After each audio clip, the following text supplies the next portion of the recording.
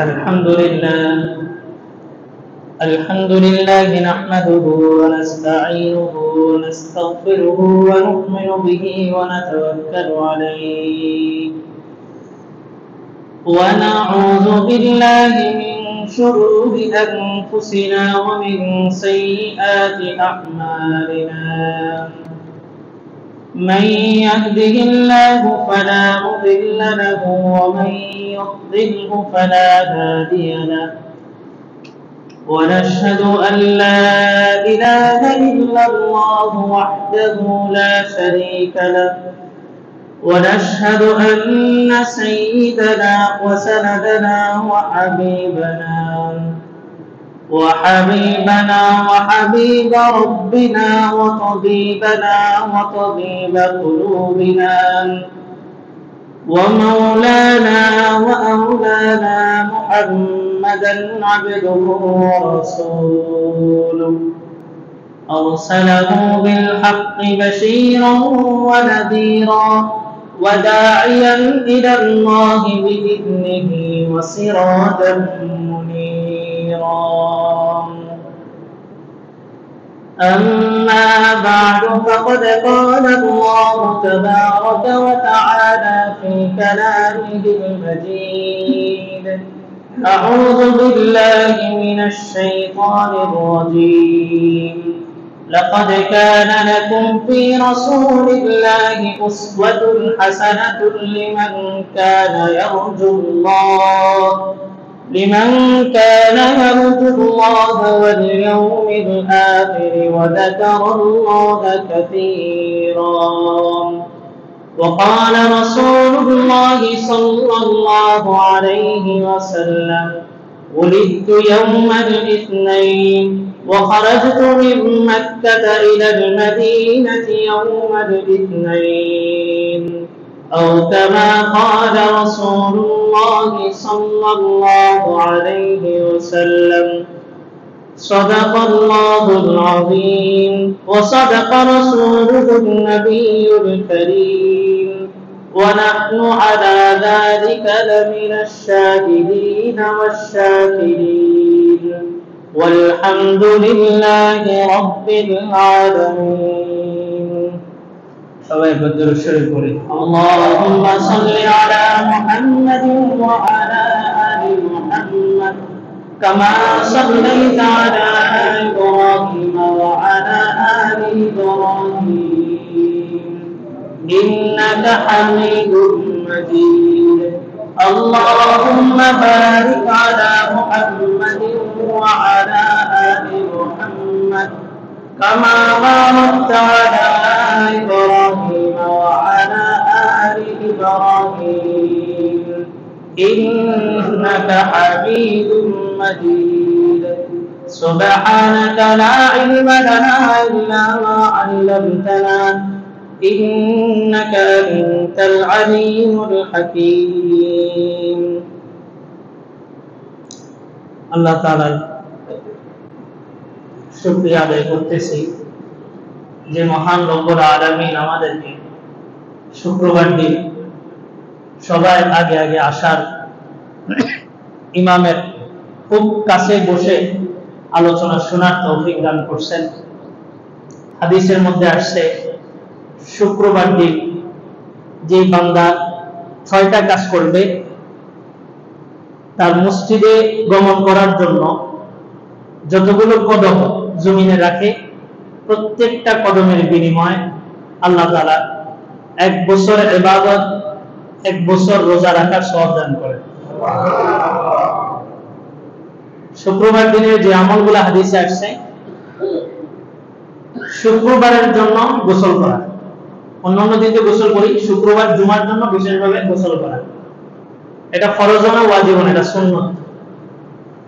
খুশবু ব্যবহার করা, আজানের অপেক্ষায় না থেকে আগে আগে মসজিদে যাওয়া, পায়ে হেঁটে যাওয়া, ইমামের খুব কাছাকাছি বসা এবং মনোযোগ দিয়ে খুতবা শোনা, কারোর সাথে কথা না বলা, এই 6টা কাজ যে ব্যক্তি করবে আল্লাহ তাআলা তাকে মসজিদে যাওয়ার পথে যতগুলো কদম ব্যবহার করে প্রত্যেকটা কদমের বিনিময়ে 1 বছরের ইবাদত 1 বছরের রোজা রাখার সওয়াব দান করে। হাদিসের সনদটা যদি অত্যন্ত দুর্বল, মুহাদ্দিসিনে কেরাম বলেন হাদিসের সনদ দুর্বল হইলেও যখন একাধিক সূত্রে এই হাদিসটা বর্ণনা করা হয় তখন এটার মধ্যে একটা শক্তি চলে আসে।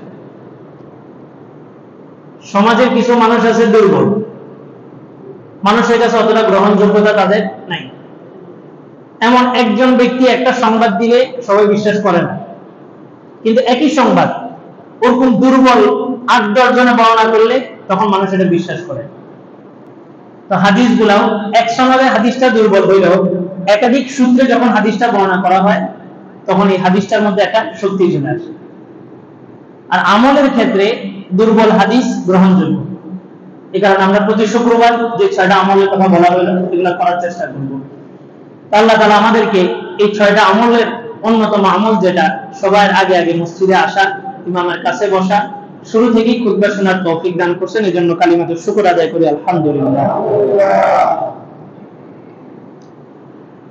আরবি চলতি মাস হচ্ছে রবিউল আউয়াল।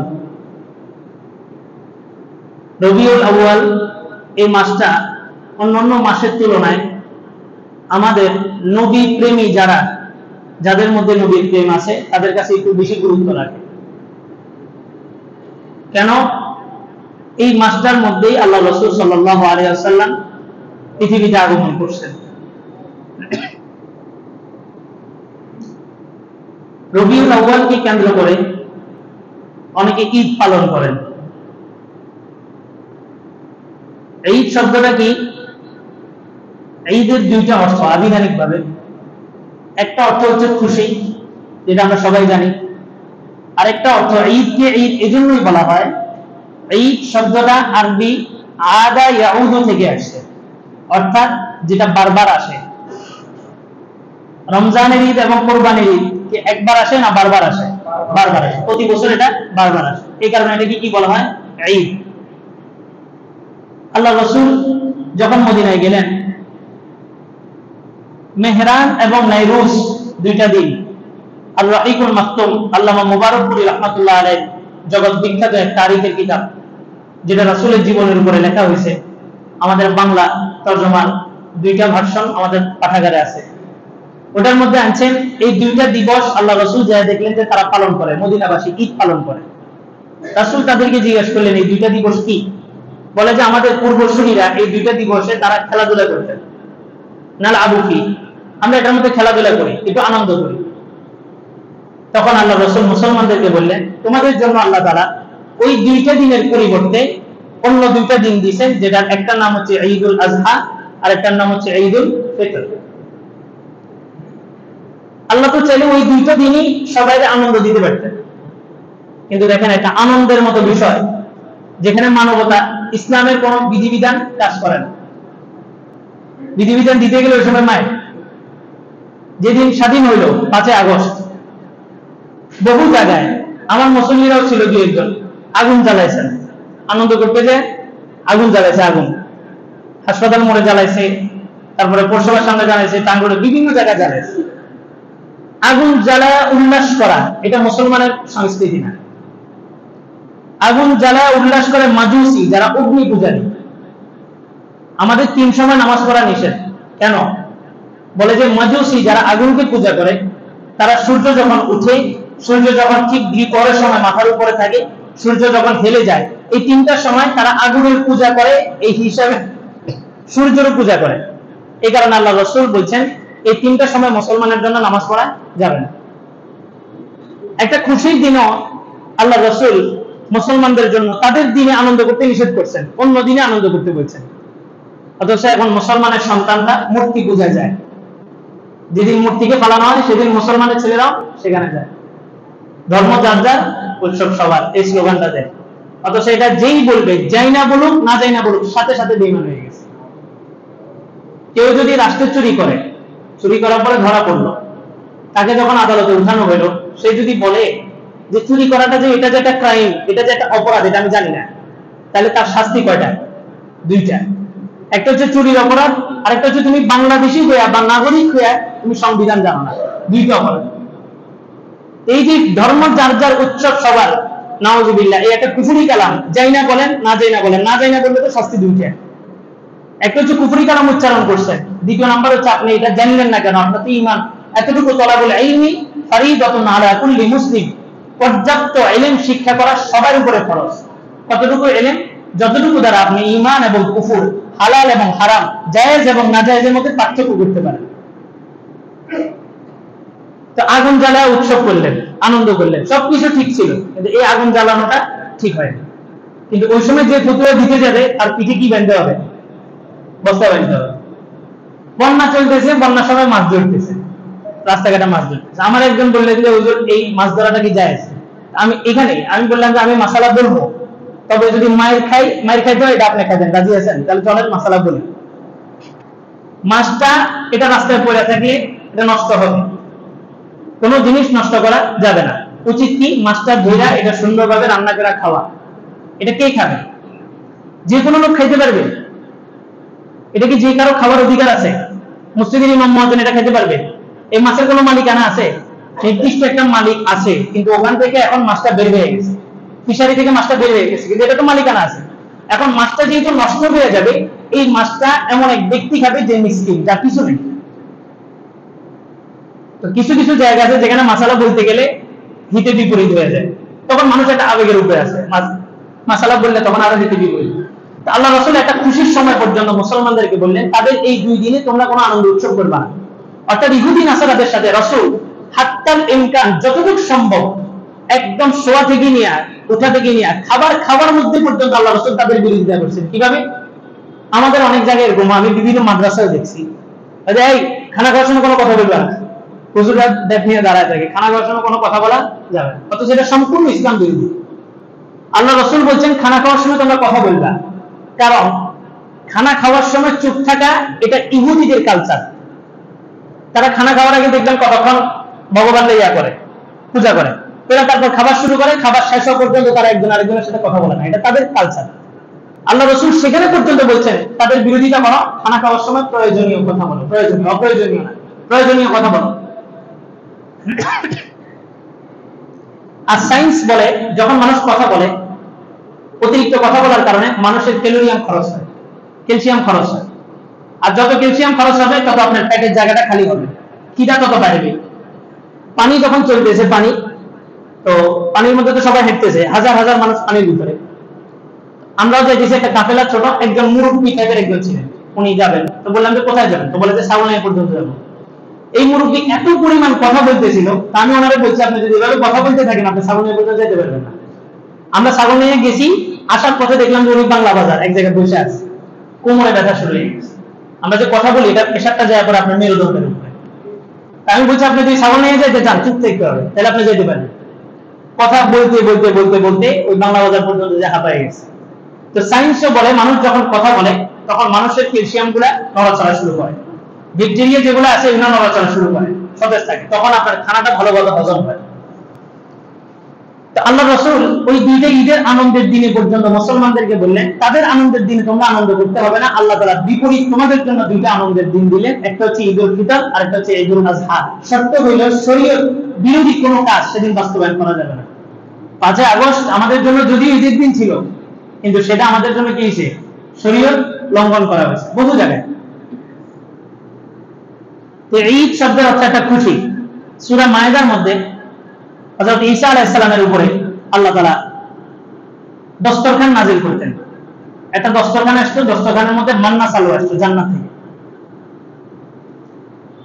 তিনি আল্লাহর কাছে দোয়া করলেন, রব্বানা আনজিল আলাইনা মাইদাতাম মিনাস সামা তাকুনু লানা ঈদান লিআউওয়ালিনা ওয়া আখিরিনা ওয়া আয়াতাম মিনকা ওয়ারযুকনা ওয়া আনতা খায়রুর রাযিকিন। ঈসা ইবনে মারইয়াম তিনি আল্লাহর কাছে দোয়া করলেন, আল্লাহ আমাদের উপর একটা দস্তরখান নাযিল করেন। মাইদাতুন মানে দস্তরখান,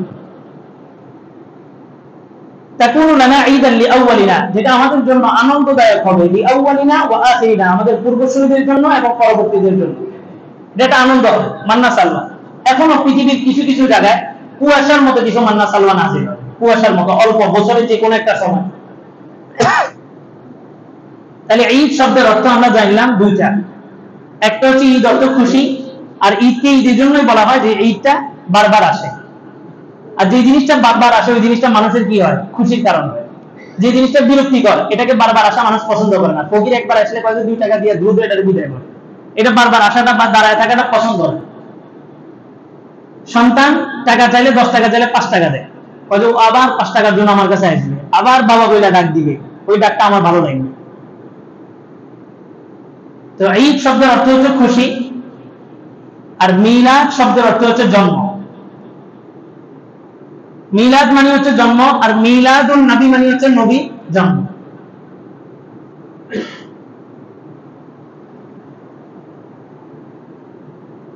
মিলাদুন নবী বললে আমাদের সমাজে একটা জিনিস আসে যে কিয়াম, মিলাদ কিয়াম করা। আসলে মিলাদ এক জিনিস, কিয়াম আরেক জিনিস। গত পরশুদিন চিটাং গেলাম, হালি শহরে একটা মসজিদে আসরের নামাজ পড়ছি, দেখলাম যে আসরের পরে ইমাম সাহেব মিলাদ পড়তেছে। তো বললাম যে এটা কি, মানে নামাজের পর পর কিছু দোয়া দুরূদ পড়ছে, পরে সবাই মিলে ইয়া নবী সালামু আলাইকা টানতেছে। তো বলে যে এটা আমাদের এখানে 5 ওয়াক্ত নামাজের পরে হয়। দ্বীনের যে কোনো বিষয় যখন ইবাদত মনে করে করা হবে তখনই সেটা হচ্ছে বিদআত। নতুন কোনো জিনিস যেটাকে ইবাদত মনে করে করা হবে সেটাকেই বলা হয় বিদআত। এই মাইক্রোফোন, ফ্যান, লাইট, এগুলোকে আমরা ইবাদত মনে করি? আমরা এগুলোকে ইবাদত মনে করি না, প্রয়োজনীয় জন্য ব্যবহার করা। কিন্তু অনেক বিষয় আছে যেটাকে ইবাদত মনে করার কারণে এটা বিদআত হবে। মাইক্রোফোন না থাকলেও আমরা নামাজ পড়বো, লাইট ফ্যান না থাকলেও আমরা নামাজ পড়বো। তো সেখানে তারা যে মিলাদকে আমরা করতেছি, এটা মিলাদ না, এটা হচ্ছে কিয়াম। এটাকে ইবাদত মনে করে করার কারণে এটা হচ্ছে বিদআত। আমাদের সমাজে এরকম কিছু আছে, বললে অনেকে মনে কষ্ট নেবেন। আমরা সবাই বিদআত থেকে বাঁচতে চাই, তাই না?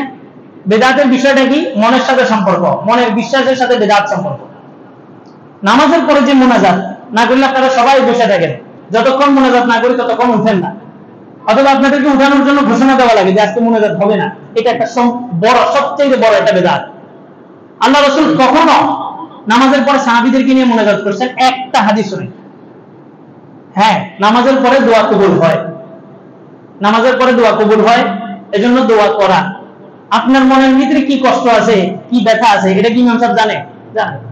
ইমাম সাহেব একটা বলতেছে, আপনি আপনারটা বলবেন, সবাই পৃথক পৃথক ভাবে সম্মিলিতভাবে মুনাজাত করতেই হবে, এটা বিদআত। মাঝে মধ্যে করা যায়, মাঝে মধ্যে ছাড়া যায়। এখন মাঝে মাঝে ছাড়লে দেখা যায় আপনার সবাই বসে আছে, কেউ উঠে না, কারণ নাই, সবাই ঘামায় রয়েছে। আমি দ্রুত নামাজ শেষ করে মুনাজাতের করি না, মাইক রেখে দিচ্ছি, সবাই বসে আছে। এবার মুয়াজ্জিন সাহেব দাঁড়ায় বলতেছে আপনারা সুন্নতে দাঁড়ান, এটা একটা বিদআত। তো মিলাদুন নবী মানে হচ্ছে আল্লাহর রাসূলের জন্ম। আব্বাস রাদিয়াল্লাহু তাআলা আনহু থেকে একটা রিওয়ায়াত আছে, আন আব্দুল্লাহ ইবনে আব্বাস রাদিয়াল্লাহু তাআলা আনহু قال ولد النبي صلى الله عليه وسلم يوم الاثنين وخرج من مكة إلى المدينة يوم الاثنين। রাসূল সাল্লাল্লাহু আলাইহি ওয়াসাল্লাম সোমবার দিন জন্মগ্রহণ করেছেন। ইয়াউমুল ইসনাইন মানে সোমবার, এবং রাসূল যেদিন মক্কা থেকে মদিনায় গেছেন সেই দিনটাও ছিল সোমবার। আরেক রিওয়ায়াতের মধ্যে আল্লাহ রাসূলকে জিজ্ঞাসা করা হয়েছে আন সাওমি ইয়াউমিল ইসনাইন, সুইলা রাসূলুল্লাহ সাল্লাল্লাহু আলাইহি ওয়াসাল্লাম আন সাওমি ইয়াউমিল ইসনাইন। রাসূলকে জিজ্ঞাসা করা হলো, ইয়া রাসূলুল্লাহ, আপনি যে সোমবার রোজা রাখেন কেন রাখেন? রাসূল 3টা জবাব দিয়েছেন, 4টা জবাব দিয়েছেন। ওয়ালিদতু ফি, আমি এই দিনে জন্মগ্রহণ করছি। ওয়া বুইসতু ফি, এই দিনে আমাকে নবুয়ত দেওয়া হয়েছে। ওয়া উনজিলা ফি, এবং এই দিনে আমার উপরে কোরআন নাযিল করা শুরু হয়েছে। 4 নম্বরে বলছেন এই দিনেই জমিনবাসীর আমল আল্লাহর কাছে উঠানো হয়। সোমবার দিন রাসূল কেন রোজা রাখতেন? 1 নম্বর হচ্ছে রাসূল এই দিনে জন্মগ্রহণ করছেন। দ্বিতীয় নম্বর, রাসূলের 40 বছর পূর্ণ হওয়ার পরে রাসূলকে এই সোমবার দিনে নবুয়ত দেওয়া হয়েছে। 3 নম্বর, এই দিনেই কোরআন সর্বপ্রথম নাযিল হওয়া শুরু হয়েছে। 4 নম্বর, সোমবার দিন সাপ্তাহিক মানুষের আমলগুলোকে সোমবার এবং বৃহস্পতিবার আল্লাহর দরবারে উঠানো হয়। তো রাসূল বলেন এমন একটা দিন আমল উঠানো হইতেছে যে দিন আমি রোজা, আমি এটা পছন্দ করি, আমার আমল আল্লাহর কাছে এমন একটা সময় উপস্থাপন করা হইতেছে যে সময়টাতে আমি রোজাদার। কোন বছর জন্মগ্রহণ করছেন? যে বছর আমুল ফিল, হস্তি বাহিনীর ঘটনা ঘটছে। আব্রাহার মাধ্যমে হস্তি বাহিনী নিয়ে কাবা শরীফের উপরে যে বছর হামলা করছে, ওই বছরই রাসূল সাল্লাল্লাহু আলাইহি ওয়াসাল্লাম জন্ম লাভ করছেন। এটার ব্যাপারে কোনো সন্দেহ নেই। মতানৈক্য যে বিষয়টার মধ্যে কোন মাসে রাসূল জন্মগ্রহণ করছেন, অধিকাংশ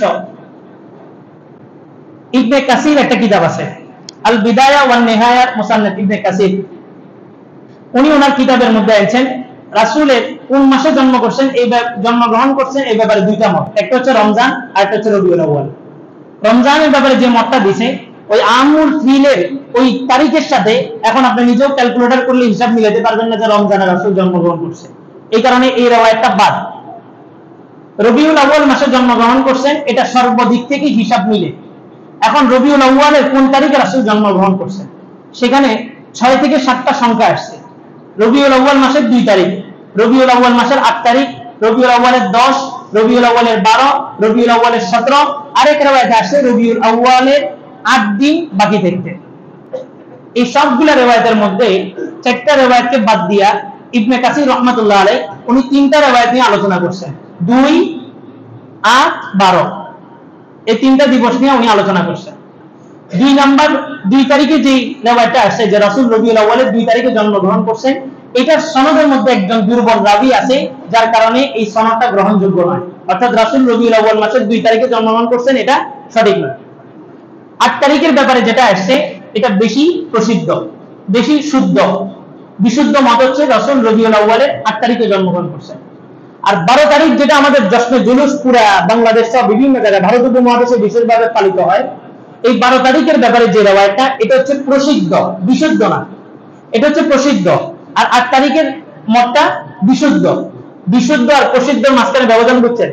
যেটা প্রসিদ্ধ মানে হচ্ছে সবাই লোকমুখে পরিচিত, রাসূল কোন তারিখে জন্মগ্রহণ করছে বলে যে 12 রবিউল আউয়াল, এটা সবাই বলে, এটা হচ্ছে প্রসিদ্ধ, কিন্তু এটা বিশুদ্ধ না। কারণ কি, এই রাসূল যে 12 তারিখে জন্মগ্রহণ করছেন 12 রবিউল আউয়াল, এই সনদটা যারা বর্ণনা করছে, অর্থাৎ আমার থেকে উনি বর্ণনা করছেন, ওনার থেকে উনি, এটাকে বলে সনদ, এটা চেইন। এই চেইনের মধ্যে সর্বশেষ উস্তাদ এবং ছাত্রের মধ্যে ব্যবধান আছে 24 বছর, অর্থাৎ এমন একজন বর্ণনা করছেন যিনার উস্তাদ মারা গেছে 106 হিজরিতে আর ওনার জন্ম হয়েছে 126 হিজরিতে। তাহলে কত বছর ব্যবধান? 20 বছরের ব্যবধান। 20 বছরের ব্যবধান। তাহলে এই ছাত্র কি তার উস্তাদকে দেখছে?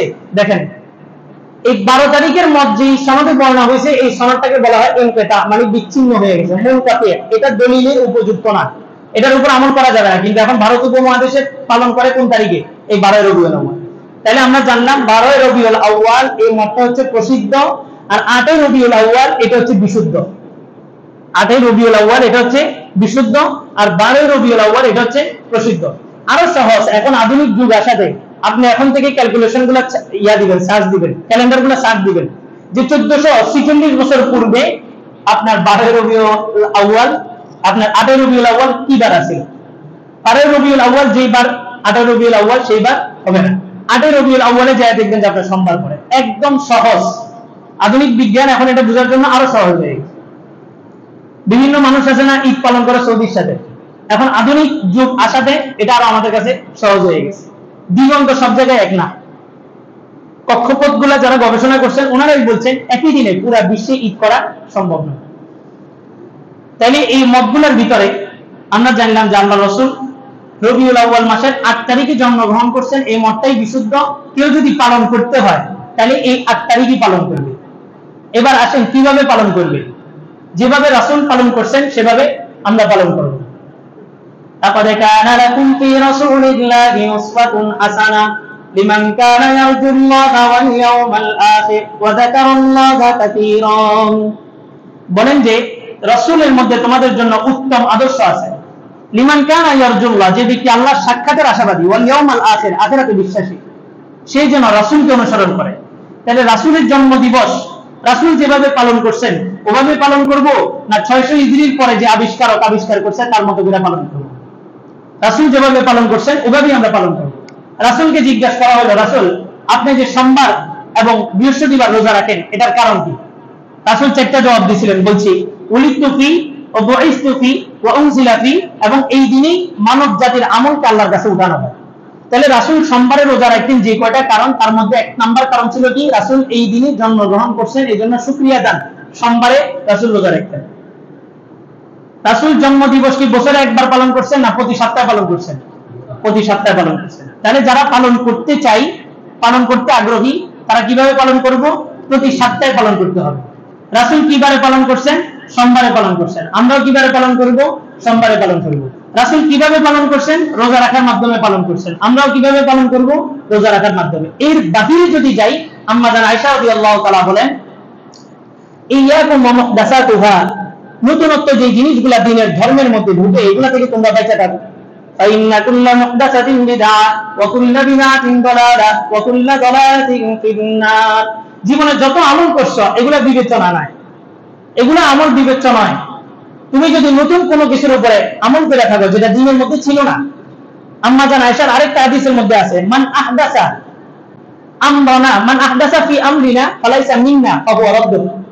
দ্বীনের এমন কোন বিষয় যদি কেউ আবিষ্কার করে যেটা খায়রুল কুরুন আল্লাহ রাসূলের সাহাবী তাবিঈদের যুগে ছিল না, এমন কোন বিষয় যদি কেউ আবিষ্কার করে তাহলে সেটা পরিত্যাজ্য, সেটা আমল করা হবে না, সেটা অবাঞ্ছিত। আম্মা জান আয়েশা বলেন, নতুন কোন জিনিসের উপরে যদি তুমি আমল করো যেটা আমাদের মধ্যে ছিল না, তো এটা হবে বিদআত।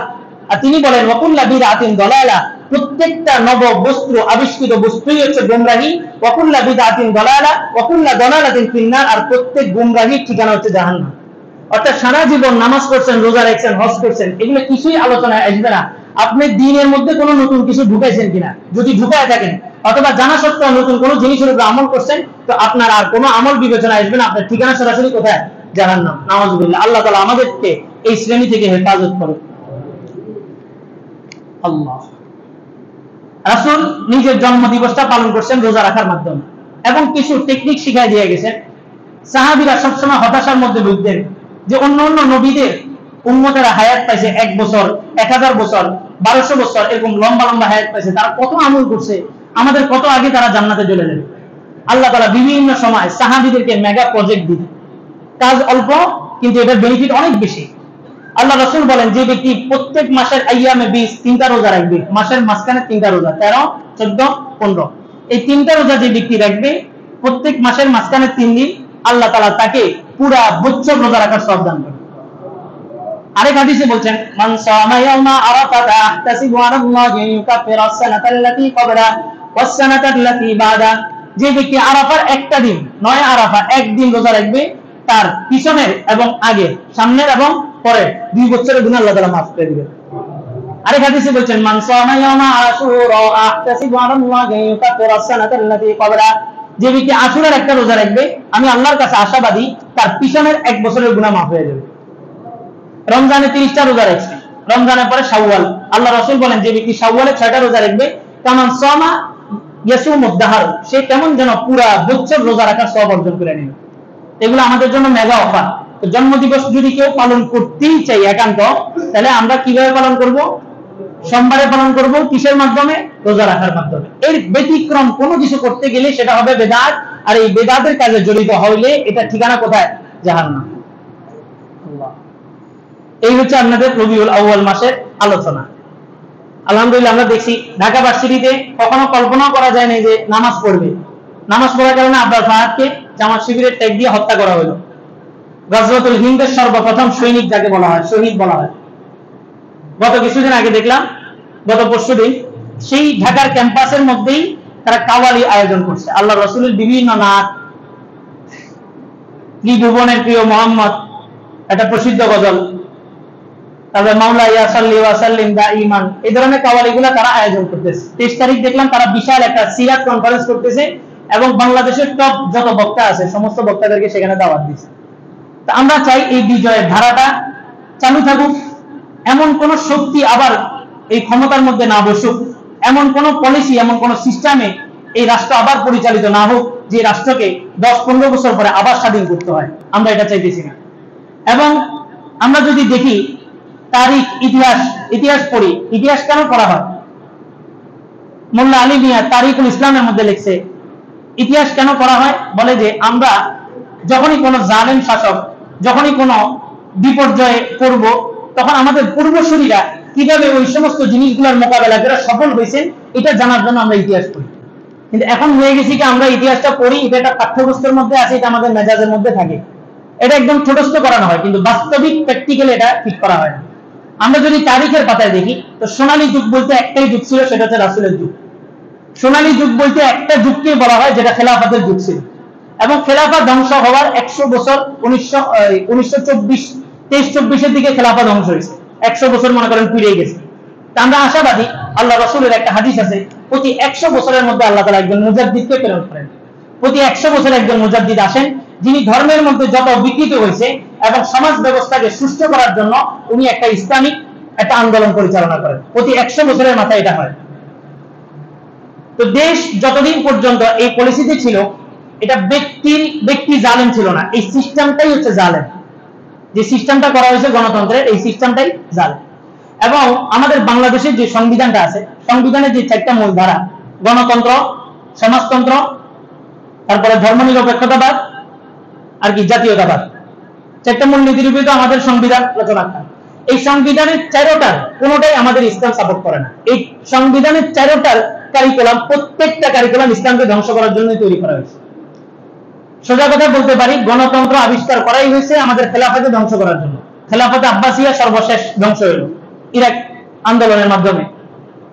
এই গণতন্ত্র আবিষ্কার করা হয়েছে ইসলামকে ধ্বংস করার জন্য। সুতরাং আমরা সাময়িক সময়ের জন্য কিছু উপকারের জন্য গণতন্ত্রকে ব্যবহার করে ইসলামের কিছু স্বার্থ নিতে পারি, কিন্তু আমাদের মেজাজের মধ্যে এটা বসাইতে হবে যে গণতন্ত্রের আবিষ্কার হয়েছে ইসলামকে ধ্বংস করার জন্য, ওই গণতন্ত্রের মাধ্যমে কখনোই ইসলামী খেলাফত প্রতিষ্ঠা হতে পারে না। এটা আমাদের এই কনসেপ্টটা আমাদের মাথার মধ্যে বসাইতে হবে। রশিদিয়া হযরতের কাছে একদিন বসা ছিলাম, হযরত একটা বাক্য বলছেন, লা ইয়াকুমুদ্দীনু বিহাদামিহি, দ্বীনকে ধ্বংস করার মাধ্যমে দ্বীন জিন্দা হয় না।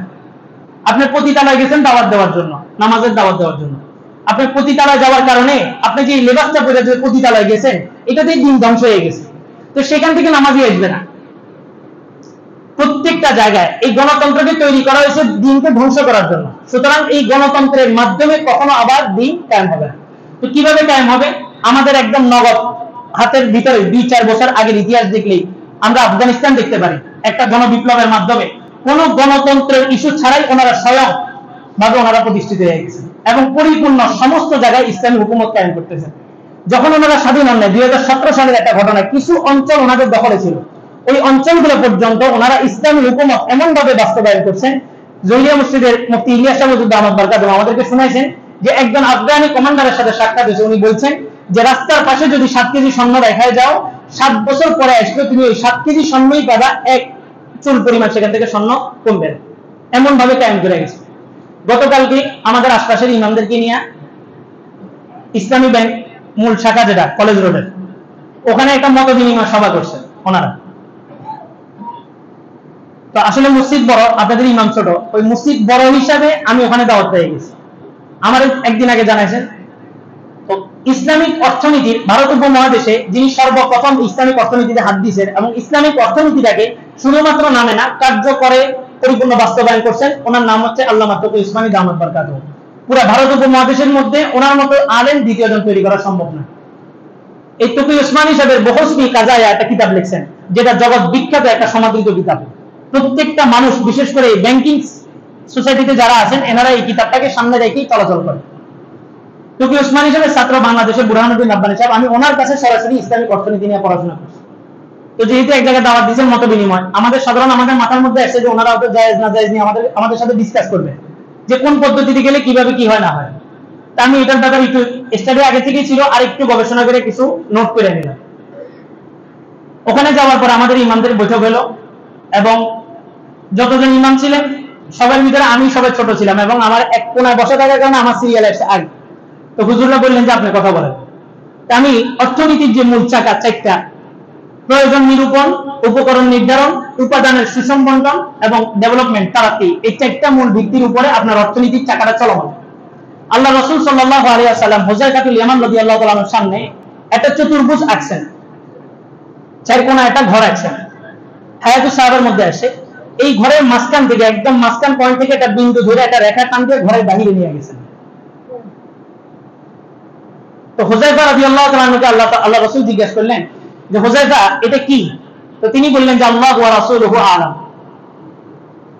আমি ছোট্ট একটু মাঝখানে কথা বলি। আমাদের মসজিদের আইপিএস এর জন্য এর আগেও টাকা উঠানো হয়েছিল, আল্লাহ রহমত করছে। এখন তো আশা করি এরকম কোনো সিচুয়েশন হবে না। জালেম সরকারের আমলে আমরা জুমার সময় কারেন্ট গেছে এরকমও দেখছি, মাগরিবের সময় নামাজের সময় কারেন্ট গেছে এরকমও দেখছি। তো তখন থেকে আমাদের একটা প্রিপারেশন ছিল যে আমরা ওই আইপিএস এর ব্যবস্থা করবো, অন্তত মুসল্লিরা যেন ঠিকমতো নামাজটা আদায় করতে পারে। তো ওখানে যে টাকাটা উঠছিল আরো কিছু টাকা ওখানে ঘাটতি রয়ে গেছে, 1 লক্ষ টাকার উপরে বাজেট, এই মেশিন ব্যাটারি ট্যাটারি সবকিছু সহ। তো এটার জন্য আসলে মসজিদের এই কালেকশনটা আমি কমিটির সাথে কথা বলছি, এগুলো বন্ধ করতে হবে। একটা পর্যায়ে আসে এগুলো বন্ধ করে দেয়। চতুর্ভুজ আঁকলেন, এটা চতুর্ভুজের ভিতর থেকে একটা দাগ টাইনা বাইরে নিয়ে গেলেন। হুযায়ফা রাদিয়াল্লাহু আনহু বললেন, ইয়া রাসূলুল্লাহ, এটা কি? আল্লাহ রাসূল বললেন, এই যে চতুর্ভুজ যে ঘরটা দেখতেছে এটা হচ্ছে মানুষের জীবন, মানুষের হায়াত।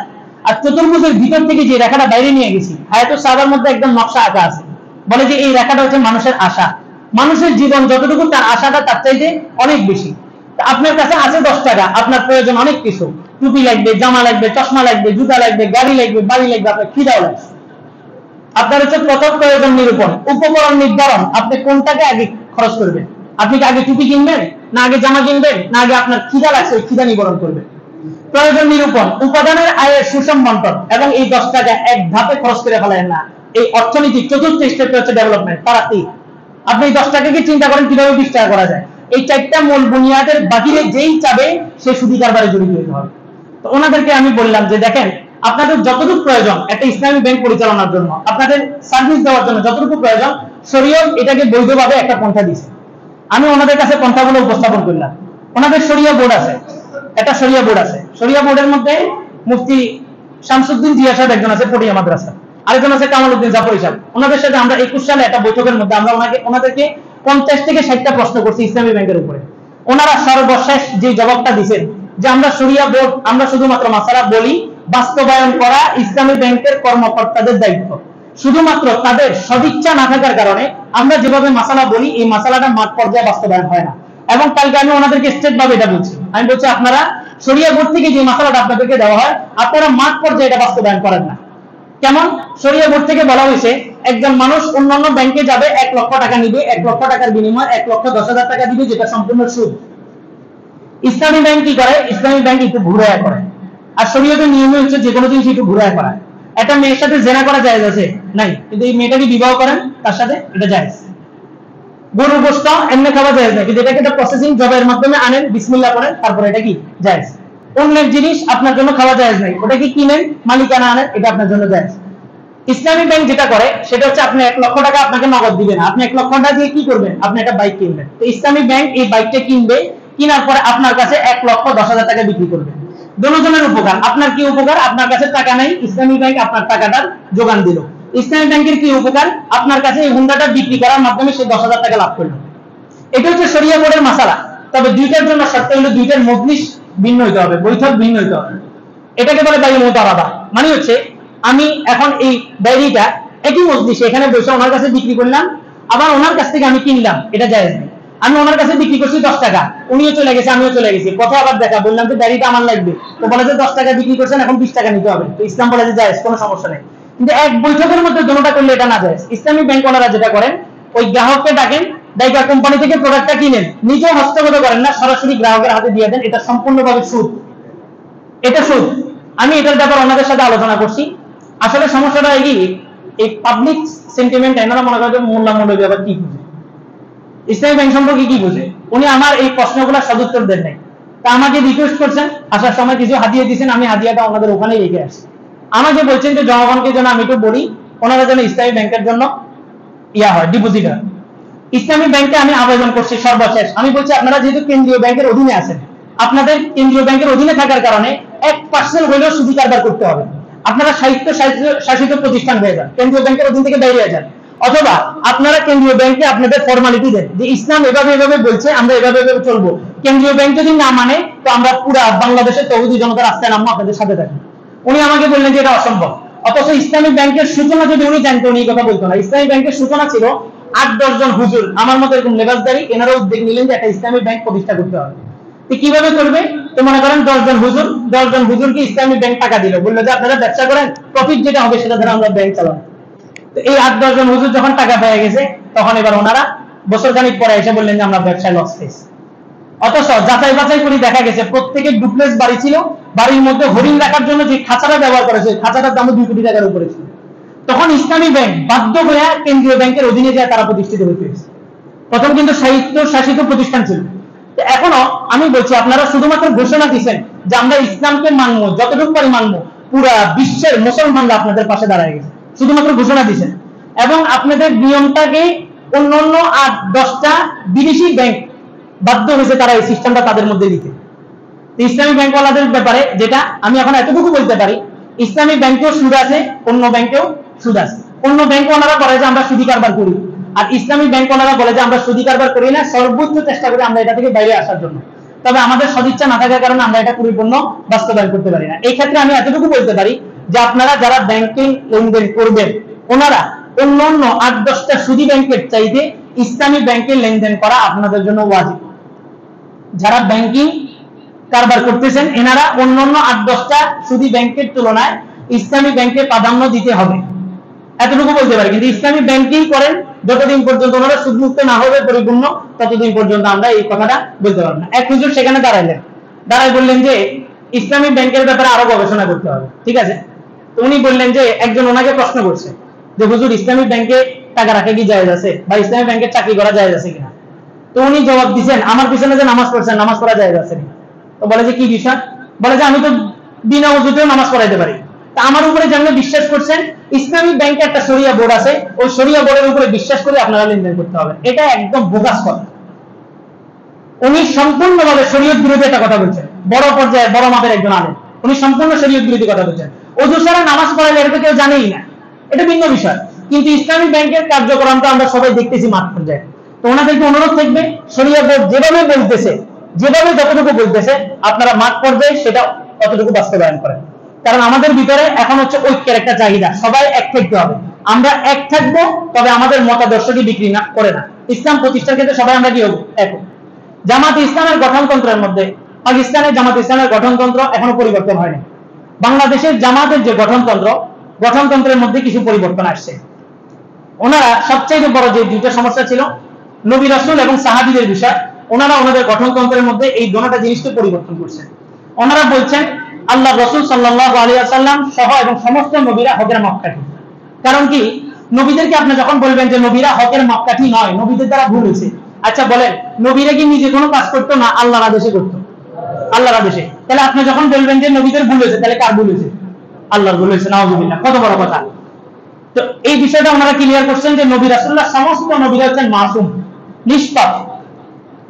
আর সাহাবীদের ব্যাপারে ওনারা লিখিত দিবেন, ওনাদের ওই গঠনতন্ত্রের মধ্যে আসে যে প্রত্যেকটা সাহাবীকে কোরআন হাদিস অনুযায়ী মাপকাঠি মাইনা প্রত্যেকটা সাহাবীকে তার যথাযথ স্থানে সম্মান করা হবে।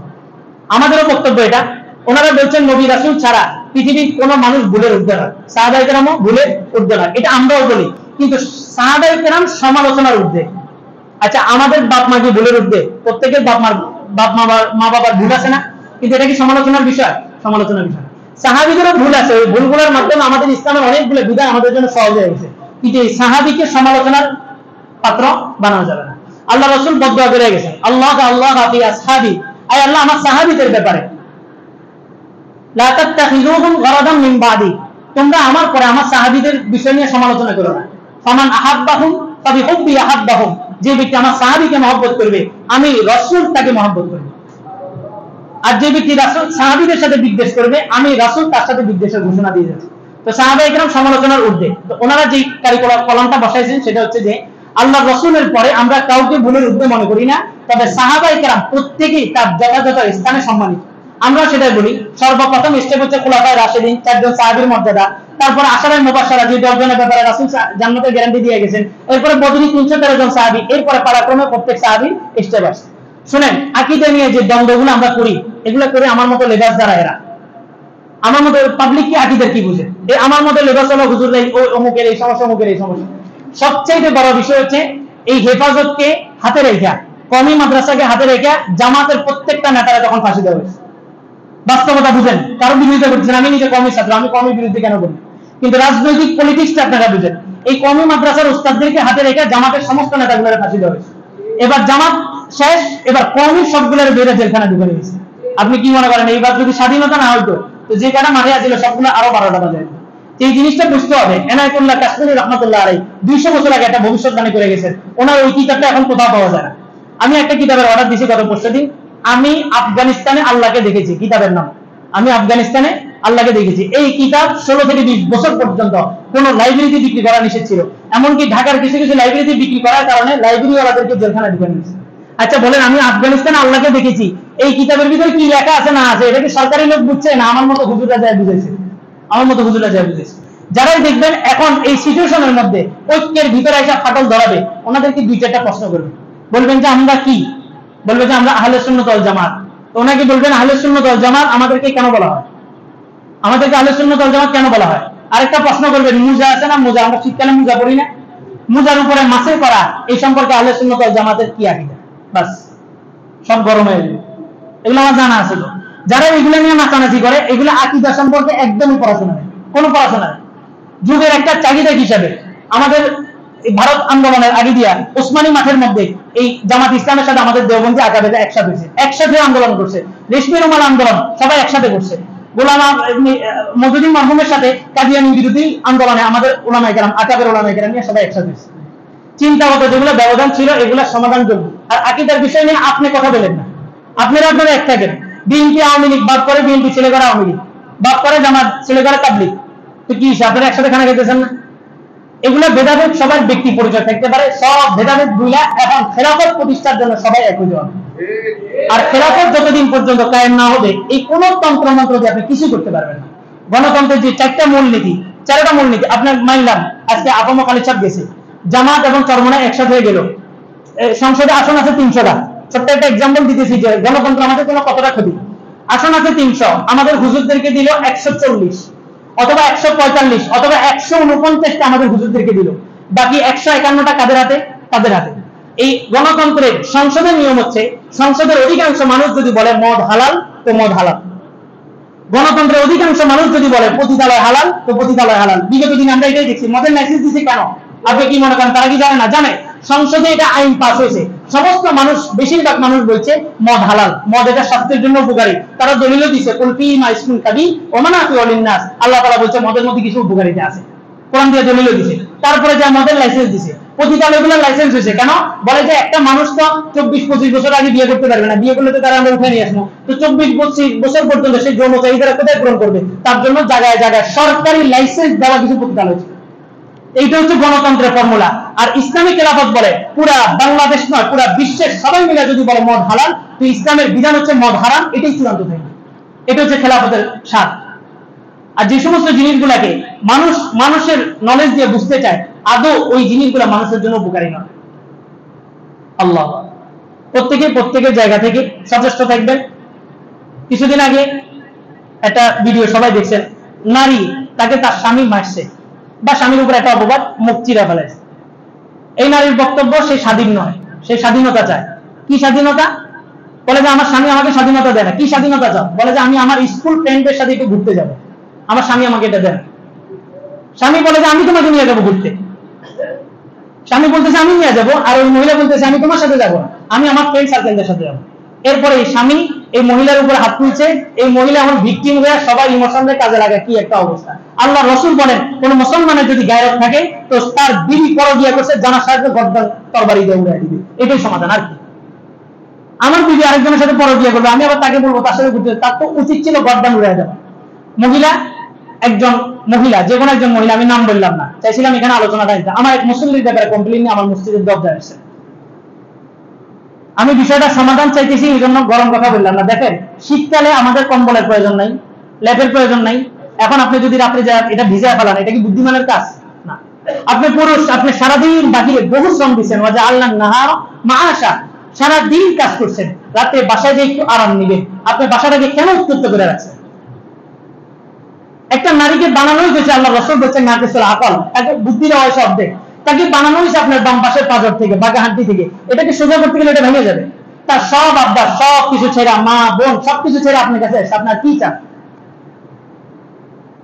তার কোনো খরচ নাই, সন্তানের কোনো খরচ দেয়নি, মহিলা মসজিদের সামনে আসে, সভাপতির সাথে আলোচনা করলাম। আমার মা যদি আমার বাবার বিরুদ্ধে যদি এরকম অভিযোগ নিয়ে মসজিদের দরজায় আসতো, তাহলে আমার বাবার গর্দান উড়াই দিতাম। একটা নারীর সাথে কিভাবে আপনি পুরুষত্ব দেখেন বলে? আরো 4-5 জন একদম আমার মুসল্লিদের ব্যাপারে আছে, একদম করজোর হাত জোর করে বলতেছি, সামনে এই সমস্ত বিষয়গুলো মসজিদ থেকে সিদ্ধান্ত হবে। আর এটা মনে করেন না যে কোনো বিষয় নিয়ে আর পৌরসভায় যেতে হবে, এগুলো সিদ্ধান্ত মসজিদ থেকে আসবে। ওনার ব্যাপারে একটা কঠোর সিদ্ধান্ত নিতে চেয়েছিলাম, পুরা মহল্লা ব্যাপী ওনাকে বয়কট করবে। পরে বললাম যে না, এটা একটা নারীর সমস্যা হবে, ছাড়াছাড়ি হয়ে গেলে একটা নারীর সমস্যা, এতগুলো সন্তান নিয়ে নারী কোথায় যাবে? আমরা সমাধান চাইতেছি, প্রত্যেককে একদম করজোর হাত জোর করে অনুরোধ করতেছি। আসলে এটা প্রথমে আমি নিজেকে ব্যর্থ মনে করি। আমি আল্লাহ রাসূলের ওই সিরাত, সাহাবীদের ওই সিরাত, আম্মা জান আয়েশার ওই সিরাত, ফাতেমা রাদিয়াল্লাহু তাআলা আনহার জীবনী আপনাদের সামনে উঠাতে পারিনি। 3 দিন ঘরের মধ্যে খানা ছিল না। আলী রাদিয়াল্লাহু তাআলা তৃতীয় দিন বের হয়েছে, যে ঘোরাঘুরি করে কোনো খাবার পায়নি, আবার আসছে, দরজার সামনে আসছে, দরজা আওয়াজ করছে, মা ফাতেমা রাদিয়াল্লাহু তাআলা ভিতর থেকে আওয়াজ দিলেন যে কে? বললো যে আমি আলী। দরজার ফাঁকা দিয়ে তাকায় দেখতেছে আলীর চেহারা মলিন হয়ে আছে। দরজা খুলে বলতেছে যদি তুমি না হাসো, তুমি যদি মুচকি হাসি না দাও, তোমাকে আমি ভিতরে ঢুকতে দিব না। অথচ 3 দিন চুলার মধ্যে কোনো কিছু জ্বলে না। ওনাকে, ওই মহিলাকে বলছে আমি 40 দিন আপনি তাহাজ্জুদ করবেন, 40 দিন আপনি পারলে 10টা রোজা রাখবেন আপনার স্বামীর জন্য, তারপর আপনি মসজিদে বিচার নিয়ে এসেন, আমরা বিচার করব। আল্লাহ, দোনোদিকে ইসলামী চিন্তা চেতনা না থাকলে পুরুষ পরকীয়া জড়ায়, আর মহিলার মধ্যে আল্লাহর ভয় না থাকে মহিলা পরকীয়ার মধ্যে জড়ায়। একটা মহিলা যথেষ্ট পুরো একটা সমাজকে শেষ করে দেওয়ার জন্য। দেখছেন না একজন মহিলা পুরো দেশকে কিভাবে তছনছ করে দিয়েছে? এরকম একটা মহিলা যথেষ্ট পুরো একটা সমাজ ব্যবস্থাকে তছনছ করে দেওয়ার জন্য।